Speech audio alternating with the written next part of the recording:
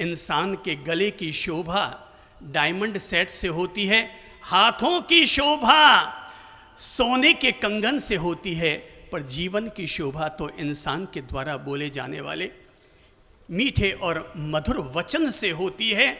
ये मुख है, ये मुख से सुख भी निकलता है और मुख से दुख भी निकलता है। मुख खुलेगा तभी तो पता चलेगा कि अंदर हमारे कोयले भरे हैं या हीरे भरे हैं। अंदर मुख से जब जबान खुलेगी तो पता चलेगा ये आदमी का संस्कार कैसा है, इस आदमी की कुलीनता कैसी है, कौन आदमी किस कुल का है। ये अगर पहचान करनी हो तो उसकी वाणी से उसकी पहचान कर लो। आप जरा बताओ कि कोई आदमी मुंह से गाली गलौज कर रहा है और कहता है मैं इतने ऊंचे कुल का हूं, क्या आप मान पाएंगे कि वो ऊंचे कुल का है? कोई आदमी छोटी जाति में पैदा हुआ है लेकिन इतना सभ्य शालीन है, क्या आपका दिल करेगा कि आप उसे यह कहें तू बड़ी छोटी जाति का है? इंसान की पहचान इंसान के गुणों से होती है, वाणी से होती है, व्यवहार से होती है।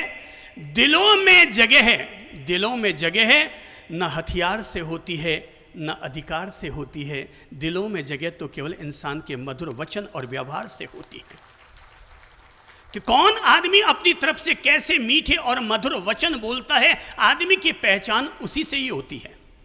बड़ों के साथ में कौन आदमी किस तरीके से पेश आता है उसे देखकर कहा जा सकता है इस आदमी की तमीज क्या है, इस आदमी की शालीनता क्या है।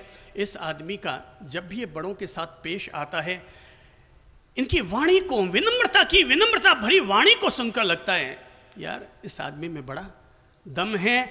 और कोई व्यक्ति छोटों के साथ कैसे पेश आता है उसे देखकर पता चलता है कि इस आदमी की परवरिश कैसे हुई है। कैसे पता करेंगे हम? बाबू साहब बड़े पेंट टाई सूट पहनकर आ गए और आचरण है हल्का।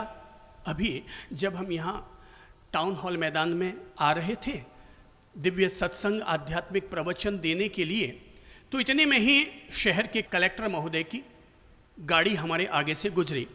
तो गाड़ी गुजर गई, हमने नाम पढ़ भी लिया जिला कलेक्टर, हमें ध्यान भी आ गया ये बंदा हमारा कभी शिष्य रहा है। वो आगे निकल गए, हम हमारे सहज में आगे बढ़ रहे थे। उसे आगे जाते ही एहसास हुआ अरे ये तो चंद्र प्रभु ललित प्रभु महाराज जा रहे हैं। वो सीधी गाड़ी घुमा करके आए और अपनी गाड़ी वापस लेकर आए, कार खड़ी की, आकर के गुरुजनों के चरण स्पर्श किए। बोले गुरुदेव गलती हो गई, मुझे पता भी नहीं चल पाया कि आप लोग इधर से गुजर रहे थे। बोले साहब अपनी इस गलती को सुधार रहा हूँ और मैं कल परसों में ही वापस टाइम निकाल करके आपके दिव्य सत्संग प्रवचन में आ रहा हूँ। वेलकम, आपका स्वागत है। इसीलिए कभी तीर्थंकरों ने कहा था कि इंसान की पहचान उसकी जाति और जन्म से नहीं होती, इंसान की पहचान उसकी वाणी से, उसके कर्म से, उसके व्यवहार से होती है।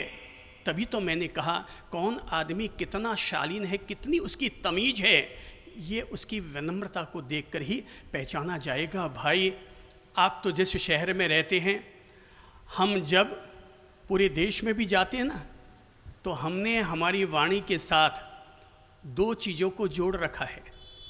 पहला है उदयपुर का हुक्म और दूसरा है जोधपुर का सा। क्या जोड़ रखा है?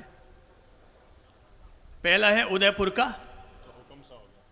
हुक्म और जोधपुर का सा।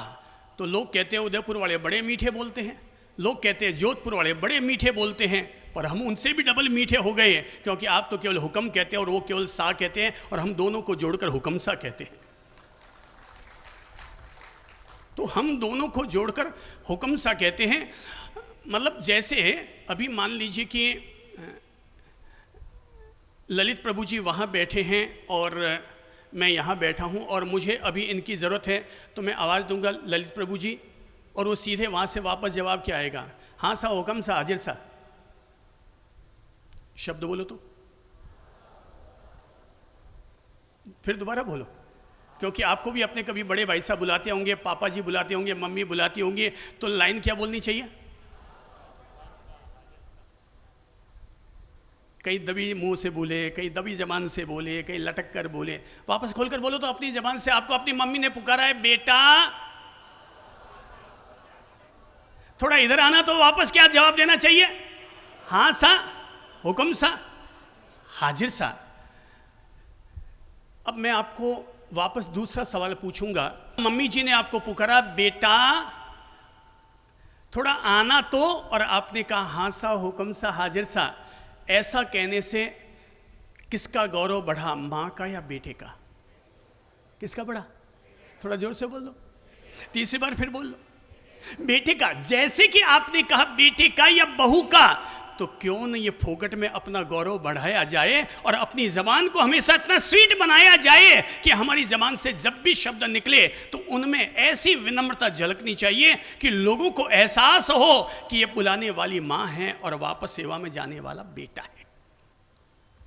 ये हमारी जबान है, हैं?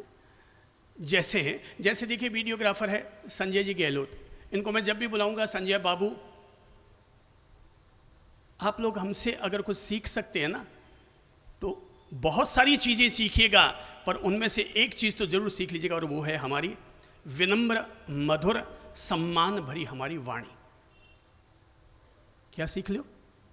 विनम्र, शालीन, मधुर वाणी, ये जरूर सीख लो, क्योंकि हमने धर्म से भी यही सीखा है कि जो व्यक्ति मिठास के साथ बोलता है उसके समिति का पालन होता है। और अगर कभी कोई अनियंत्रित वाणी निकल जाए तो अपने आप को तत्काल कंट्रोल कर लो, तुम्हारे लिए गुप्ती धर्म का भी पालन हो जाएगा।